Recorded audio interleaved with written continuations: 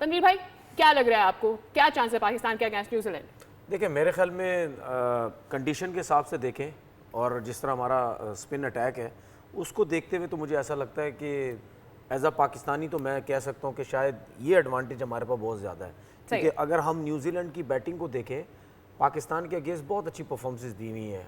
In New Zealand भी अपनी उन्होंने होम कंडीशन में, और हम अगर देखते हैं पिंडी में जो मैचेस वगैरह हुए हैं उन जगहों पे, जिस तरह चैपमैन लाहौर में या पिंडी में उसने ठीक ठाक किस्म के रन्स किए हुए, वो ऐसी कंडीशन उनको मिली हुई थी जहाँ पे बॉल इतना ब्रेक नहीं हो रहा था, ठीक है। लेकिन ये जो कंडीशन है यहाँ पे बॉल थोड़ा स्लो भी आ रहा है और ब्रेक भी हो रहा है, प्लस उस्मान तारिक से बड़ा जो टीम बॉलिंग है वो बहुत स्ट्रॉन्ग हो गई है, तो इस हिसाब से तो एज नज़र आता है।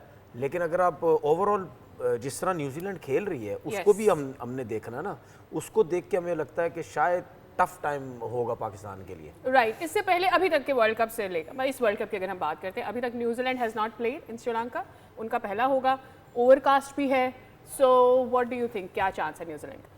अच्छा देखिए, जब पाकिस्तान का मैच होता है ना किसी बड़ी टीम से, तो इसमें मुझे तो मुस्कुराहट आ जाती है इस सवाल पे जो आपने किया है ना। मुस्कुराहट नहीं, शो शुरू से पहले शैतानी आई हुई है ना, मुझे वो डायलॉग याद आ गया, मौले नु मौला ना मारे थे मौला नहीं मरदा। पाकिस्तान टीम का प्रॉब्लम ये है कि आपके कौन सा अपना बंदा है जो अपने साथ ऐसी तैसी करेगा, क्योंकि हमारा मुकाबला तो अपने आप से चल रहा होता है। हम वो टीम है, वो मुल्क की क्रिकेट टीम है कि किसी भी इसको बंदे को हीरो बना देते हैं, जो बेचारा बॉलर नहीं होता उसको बॉलर बना देते हैं, उसको भी करवा देते हैं। बट न्यूजीलैंड का ओवरऑल अगर आप मुझसे बात करेंगी, मुझे लगता है कि इस ग्रुप में जो सबसे मुश्किल मैच है वो पाकिस्तान का न्यूजीलैंड से। बाकियों को भी हम मुश्किल बना सकते हैं क्योंकि न्यूजीलैंड ओवरऑल बड़ी अच्छी क्रिकेट खेल रहा है, उनके प्लेयर्स जो इंडिया में जाके टेस्ट सीरीज जीत के आए हैं, स्पिनर्स को अच्छा खेलते हैं, एंड ओवरऑल कोई स्टार वाला नहीं है कि जी वो स्टार है, वो पूरी टीम है। और वो पिछले आप कई सालों से देखें एज ए टीम जो डिलीवर कर रही है कंसिस्टेंटली, वो न्यूजीलैंड है, चाहे आप वनडे कह लें, चाहे आप टेस्ट क्रिकेट कह लें, चाहे T20।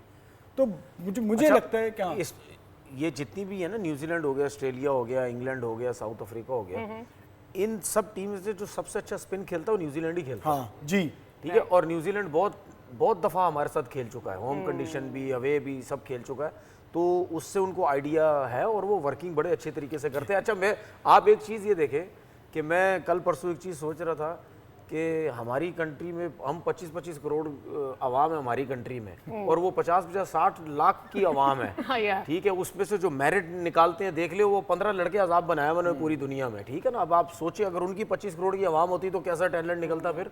तो उन्होंने ये भी बताया कि भाई 50-60 लाख लोग यहाँ पे रहते हैं, ठीक है, लेकिन उसमें से मेरिट जो निकाले तो कैसे प्लेयर निकलता है। एक चीज़ बता दूं जो मेरे इनसे उम्र में काफ़ी फ़र्क है, एक चीज़ जो कॉमन है ना, जो अभी भी कॉमन है, अभी भी हमारा अंडर 14 से लेकर, यार आपने क्यों अपने को इतना बड़ा बना दिया, 2-4 साल का तो फर्क नहीं हो सकता है, वो अपने आप को छोटा बोल रहे हो भाई, उम्र में आप अंडर 14 से लेके ना अभी तक भी, ये भी इस बात से वो करेंगे, जब भी सिलेक्टर आता था ना, कहता था टीम मेरिट पे सिलेक्ट होगी, ये दुनिया में कहीं नहीं कहा जाता। हमारी जब तकरीर होती है ना, टीम मेरिट पे होगी, तो बंदा बंदा के कि भाई जब होगी तो बता क्यों रहे हो। तो ये वाज़ेह होता है कि तू आया किस लिए और टीम ही तो मेरिट पे सिलेक्ट कर रही है। आप मेरिट पे आए हो। हाँ वही ना, आप भी मेरिट पे नहीं आते, तो इसीलिए वो आगे कहता है टीम मेरिट पे होगी।